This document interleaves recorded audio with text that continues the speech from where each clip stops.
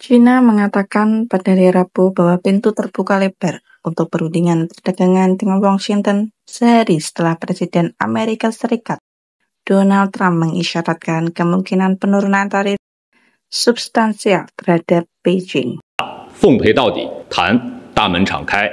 如果美方真的想通过对话谈判解决问题，就应该停止威胁讹诈，在平等、尊重、互惠的基础上同中方对话。一边说要同中方达成协议，一边不断搞极限施压，这不是同中方打交道的正确方式，也是行不通的。 Memberikan kelegaan lebih lanjut bagi pasar global yang dihantui oleh kebijakan perdagangan agresifnya, Trump juga mengatakan pada hari Selasa bahwa ia tidak berniat memecat Ketua Federal Reserve Amerika Serikat, Jerome Powell.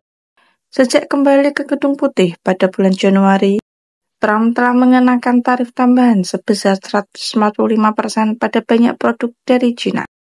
Ini termasuk biaya masuk yang awalnya dikenakan atas dugaan peran China dalam rantai pasokan fentanyl, dan kemudian atas praktek yang dianggap tidak adil oleh Washington.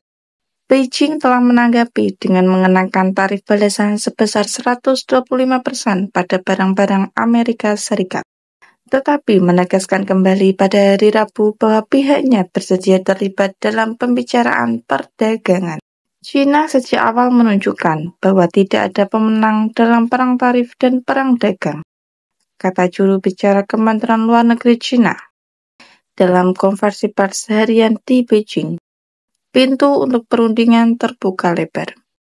Presiden Tiongkok Xi Jinping juga memperingatkan pada hari Rabu bahwa perang dagang merusak hak dan kepentingan sah semua negara, merugikan sistem perdagangan multilateral, dan berdampak pada tatanan ekonomi dunia, kata media pemerintah. Penegasan kembali dari Beijing muncul setelah Trump mengakui bahwa 145% adalah tingkat yang sangat-sangat tinggi dan akan turun secara substansial. 5% is very high, and it won't be that high. It's not going to be that high.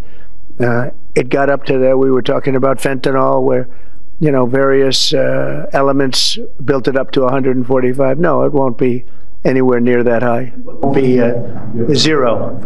It used to be zero. We would just destroy China. Jumlahnya tidak akan mendekati angka itu, tetapi jumlahnya tidak akan nol.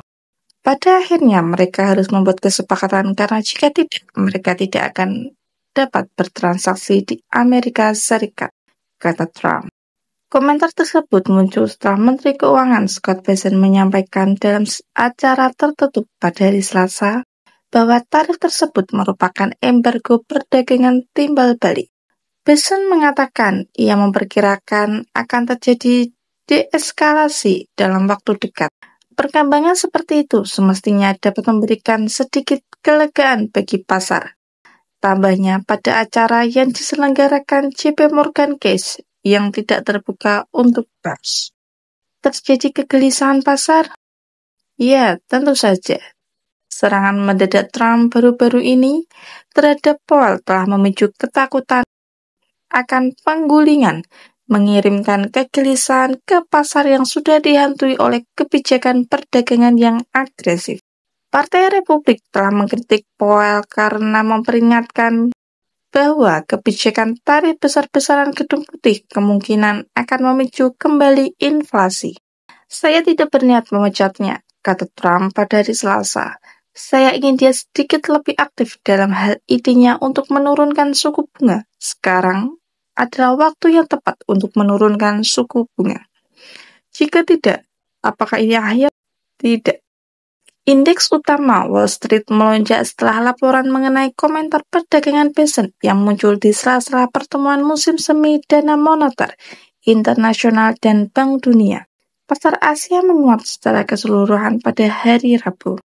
Indeks utama di Hong Kong dan Tokyo, keduanya naik sekitar 2%, sementara emas turun sehari setelah mencapai rekor tertinggi karena investor mencari tempat berlindung yang aman secara tradisional.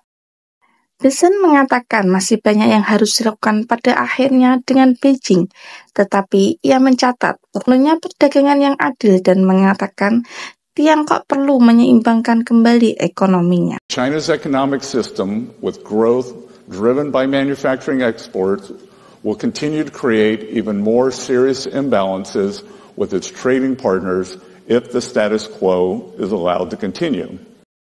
Jika mereka ingin melakukan keseimbangan ulang, mari kita lakukan bersama, kata Bessent saat tampil di Institute of International Trade and Finance di Washington, D.C. Bessent dalam pidatonya di Institute of International Trade and Finance di Washington, D.C. menguraikan apa yang disebutnya cetak biru untuk memulihkan keseimbangan sistem keuangan global dan lembaga-lembaga yang dirancang untuk menegakkannya, khususnya Bank Dunia dan Bank Moneter Internasional.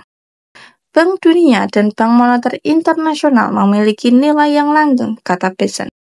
Namun, perluasan misi telah membuat lembaga-lembaga ini keluar jalur. Kita harus memberlakukan reformasi utama untuk memastikan lembaga-lembaga Bretton Woods melayani para pemangku kepentingan mereka, bukan sebaliknya. Ia mengatakan bahwa pilihan kebijakan yang disengaja oleh negara lain telah menggerogoti sektor manufaktur Amerika dan melemahkan rantai pasokan penting kita, sehingga membahayakan keamanan nasional dan ekonomi Amerika. Presiden Trump telah mengambil tindakan tegas untuk mengatasi ketidakseimbangan ini dan dampak negatifnya terhadap warga Amerika Serikat. Status ketidakseimbangan yang besar dan terus-menerus ini tidak berkelanjutan. Ini tidak berkelanjutan bagi Amerika Serikat dan pada akhirnya tidak berkelanjutan bagi perekonomian lainnya. Kepala Departemen Keuangan menekankan bahwa tujuannya bukanlah untuk memisahkan diri dari China, seraya mencatat bahwa pemesanan peti kemas antara kedua negara telah merosot baru-baru ini akibat memanasnya ketegangan perdagangan. Jangan lupa like and share ke teman-teman kalian supaya teman-teman kalian juga tahu berita terupdate baik dalam dan luar negeri. Terima kasih.